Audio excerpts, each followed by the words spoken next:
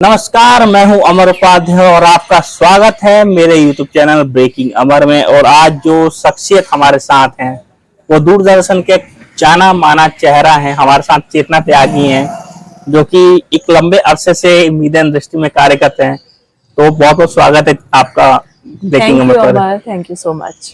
अच्छा चेतना, हम कन्वर्सेशन को आगे ले जाएं, हम कन्वर्सेशन को डीप ले जाएं। बहुत छोटा सा इंट्रो अगर आपका देना हो किसी को अपने शब्दों में, तो कैसे आप देती हैं? देखिए, चेतना अपने आप में एक ऐसा नाम है जिसे कहते हैं कॉन्शियसनेस। हाँ। राइट। बिना चेतना के मुझे नहीं लगता कि जीवन भी है। तो ये जो नाम मुझे मेरी माँ ने दिया है, तो ये नाम अपने आप में ऐसा है कि आई एम ब्लेस्ड कि मैं इस नाम से पुकारे जाती हूँ और मैं बहुत खुशनुमा हूँ। हर परिस्थिति में खुश रहती हूँ। आमोदिनी जिसे कहते हैं ना, प्रसन्नचित, मन से भी और दिल से दिमाग से हमेशा खुश रहना चाहिए। तो ये है चेतना। अच्छा चेतना, एक दौर होता है, हम जब बात करते हैं अपनी पढ़ाई लिखाई की, जिस तरह के से दौर से इंसान निकलता है, मेंटेलिटी भी बहुत बदलती है। हार्ड वर्किंग को देखते हैं, सब कंसीडर करते हैं, पर आज की डेट में कहीं ना कहीं हार्ड वर्किंग को लोग पीछे छोड़ रहे हैं, स्मार्ट वर्क की ओर ज्यादा बढ़ रहे हैं। अगर हम सोशल मीडिया की बात करें तो उस पर तो शब्द नहीं है मेरे पास बोलने के लिए। इस चीज को आप कैसे देखती हैं? देखिए, अगर सोशल मीडिया की हम बात करें अमर, तो सोशल मीडिया पे आजकल कुछ भी है। मतलब ऐसा कंटेंट है कि अगर आप घर के बड़े लोगों के साथ बैठे या बच्चों के साथ बैठे तो आप उस कंटेंट को देख नहीं सकते। मेरा मानना यह है कि सोशल मीडिया हो, इलेक्ट्रॉनिक मीडिया हो या प्रिंट मीडिया हो, मीडिया मीडिया है, राइट। उसके जरिए आप लोगों तक अपनी बात पहुंचाते हैं। वो बात ऐसी होनी चाहिए, वो नॉलेजेबल होनी चाहिए, वो ऐसी चीज होनी चाहिए जो लोगों को पता ना हो और उन तक पहुंचे। सोशल मीडिया का मतलब ये नहीं कि आप कुछ भी गंद परोस रहे हैं, राइट। तो इस चीज का ध्यान रखना चाहिए, खास तौर पर जो आज की जनरेशन है उन्हें मैं ये मैसेज जरूर देना चाहूंगी अमर के इस YouTube चैनल के जरिए कि उनको खास तौर पर ये चीज सोचने की जरूरत है। अच्छा, हम लोग तो ये भी देखते हैं ना, देखिए आप तो इस सब चीज से अच्छे से वाकिफ होंगे, मीडिया में है जी। आपका कोई भी जॉनरा हो, पर एक होता है ना कि हर जॉनरे में कुछ ना कुछ खामी होती है, कुछ ना कुछ अच्छाई होती है। अगर मैं बात करूँ अपने प्लेटफॉर्म की, यूट्यूब पे भी गंदगी है, पर हम जैसे लोग मेहनत कर रहे हैं, आगे बढ़ रहे हैं। पर दिक्कत ये हाँ आ जाती है ना कि मेहनत करने वाले को, अच्छा कंटेंट बनाने वाले को अप्रिसिएशन कम मिलती है और उसको अप्रिसिएशन ज्यादा मिलती है जो बात आके एक बार कच्चा बादाम करके चला जाता है। बिल्कुल यही मैं कहना चाह रही हूँ कि लोग उसके प्रति आकर्षित हो रहे हैं जबकि वो सही नहीं है। मेरा मानना ये है कि जो हार्ड वर्क कर रहा है, जो एक कंटेंट लेकर आ रहा है, लोगों को ज्ञान दे रहा है, नॉलेज की बातें बता रहा है, उसको क्यों नहीं फॉलो किया जाता।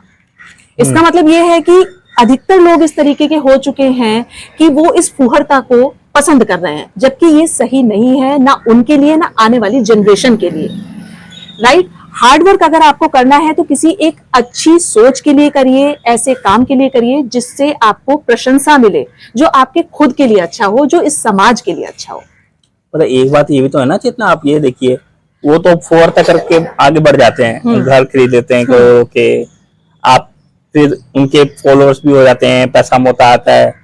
पर जब हम अपनी बात करें हार्ड वर्किंग की, तो कहीं ना कहीं तो हमारा भी मोटिवेशन हिलता है ना।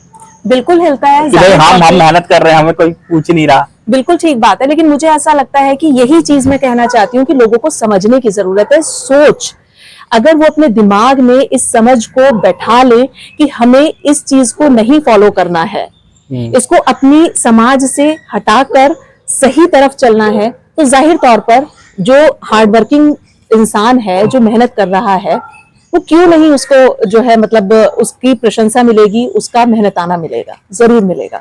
अच्छा, हम अलग अलग जॉनर हैं, आप मीडिया से हैं, मैं सोशल मीडिया से, मैं पत्रकार नहीं हूँ, पहले बोल चुका हूँ, कई बार बोल चुका हूँ कि मैं अपने आप को एज अ पत्रकार घोषित नहीं करता, क्योंकि मैं पत्रकारिता वाला कोई काम नहीं कर रहा। जो पत्रकारिता कर रहे हैं उनको सीमेंट में चुनवा दिया जा रहा है। अभी आप जिस केस की मैं बात कर रहा हूँ आप समझ रही हैं, मैं पत्रकारिता नहीं कर रहा हूँ। पर आज की डेट में कुछ ऐसे सो कॉल्ड पत्रकार हैं जो पत्रकारिता कर रहे हैं और उनकी पत्रकारिता दिख नहीं रही कि पत्रकारिता कहाँ कर रहे हैं, हिंदू मुस्लिम कर रहे हैं, किसी इतिहास को उठा के इतिहास की बात कर रहे हैं। पत्रकारिता तो मेरे हिसाब से वो होती है ना कि देश में बेरोजगारी है। अभी जैसे ट्रम्प ने बोल दिया है अपने देश में कि भाई हमारे यहाँ से एक भी नौकरी या एक भी बिजनेस आउट ऑफ कंट्री नहीं जाना चाहिए। उसका असर तो इंडिया पे पड़ेगा, बेरोजगारी इंडिया में होगी। इस चीज को लेकर मीडिया क्यों नहीं बात कर रहा है? देखिए, ऐसा नहीं है अमर, बहुत सारे न्यूज चैनल्स ऐसे हैं जो इस पर विशेष तौर पर पैनल डिस्कशन करते हैं, इन मुद्दों पर चर्चा भी होती है। लेकिन अगेन मैं यही कहना चाहूंगी कि टारगेट ऑडियंस कौन उसको सुनना चाहेगा, कौन उसको समझना चाहेगा, ये उस ऑडियंस पर निर्भर करता है।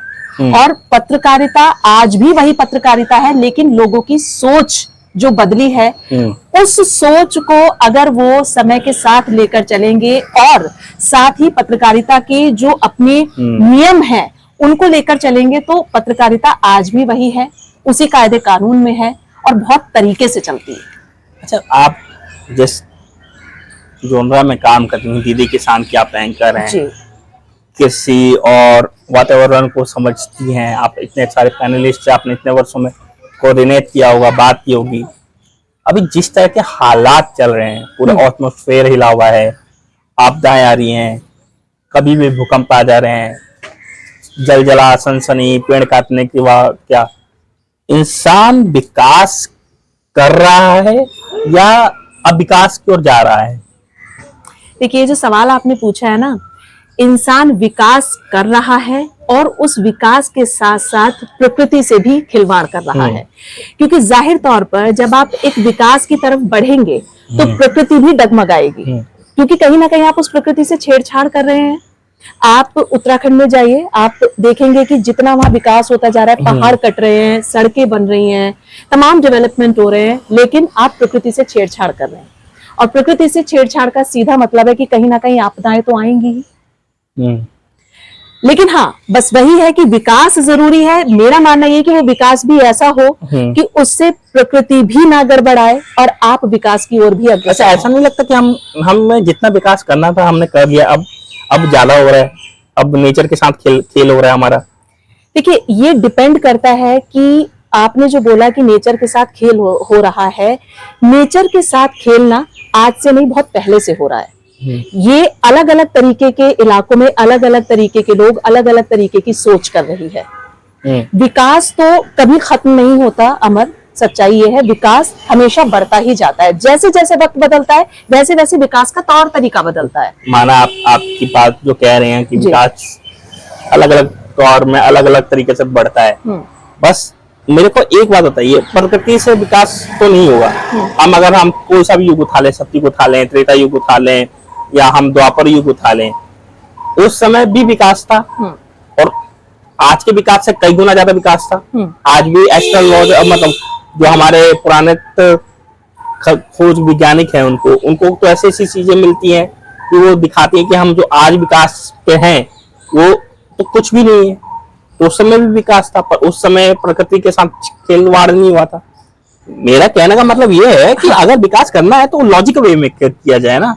नहीं, देखिए, हुआ है, क्यों नहीं हुआ। अगर आप ये देखें, जितने भी हाईवेज बने हैं पहले की अपेक्षा अब अगर आप देखेंगे तो काफी लोगों को सहूलियत हो गई है दूर जाने में। कहीं मतलब स्टेट अगर वो चेंज करते हैं, हाईवे एक्सप्रेसवे पकड़ते हैं, तो बहुत सहूलियत हो गई है पहले से, मतलब काफी डेवलपमेंट हुआ है। लेकिन हाँ, बस वही है कि जो विकास की बात है वो उस तरीके से होना चाहिए कि प्रकृति को भी नुकसान ना हो और आप आगे अग्रसर हो विकास पर। देखिए, पता है पहले क्या था, पहले इतनी टेक्नोलॉजीज नहीं थी अमर। अब जितनी मशीनरीज आ गई हैं, जितनी टेक्नोलॉजीज एडवांस हो गई हैं, तो उसका भी इम्पैक्ट कहीं ना कहीं पड़ता है। पहले 4G 5G नहीं थे, आपने देखा। अब 4G 5G आने से बर्ड्स आप देखिए, जितनी चिड़िया हैं, आपको शहरों में दिखती हैं चिड़िया? नहीं दिखती। सिर्फ कबूतर ही नजर आएंगे, चिड़िया नजर नहीं आती। चिड़िया आपको गांव में ही नजर आएंगी। तो ये इनकी जो रेडिएशन है उनका भी इम्पैक्ट पड़ता है। मतलब चेतना, आपका बहुत बहुत शुक्रिया। आपने अपना बेशकीमती समय अपना निकाला। शनिवार को जहाँ वीकेंड होता है, जल्दी काम खत्म करके घर भागने की तैयारी रहती है, तो आपने अपना इस वीकेंड में भी अपना समय निकाला। उस चीज के लिए मैं बहुत बहुत आभार रहूंगा। और कनिका दीदी का भी बहुत बहुत आभार रहूंगा कि उनके साथ होने से मेरे को एक छोटा सा प्रिविलेज मिल गया। नहीं तो चक्कर ही काटते रह जाते हैं हमारे इंटरव्यू के लिए। तो इस इंटरव्यू को यहाँ तक देखने के लिए आप सबका बहुत बहुत धन्यवाद। और आपने को कौन सा पार्ट, कौन सी लाइन, कौन सी बात इंप्रेसिव लगी, प्लीज कमेंट बॉक्स में बताएं। और इस चैनल की हर वीडियो को देखें, एक से एक इंटरव्यू है, बड़े से बड़े हैं, छोटे से छोटे हैं, हर जॉनरा को कवर करने की कोशिश की गई है इस चैनल पर। और आने वाले समय में बहुत अच्छे इंटरव्यू भी आएंगे, बहुत अच्छे इंटरव्यू लाइनअप किए हैं, शायद वो इंटरव्यू आ जाए जिसकी एक्सपेक्ट आप लोगों ने नहीं की, खुद मैंने भी नहीं की, बस बात चल रही है। तो यहाँ तक देखने के लिए thank you for watching for this video. Subscribe my channel breaking Umar and side also. Thank you very much. Thank you.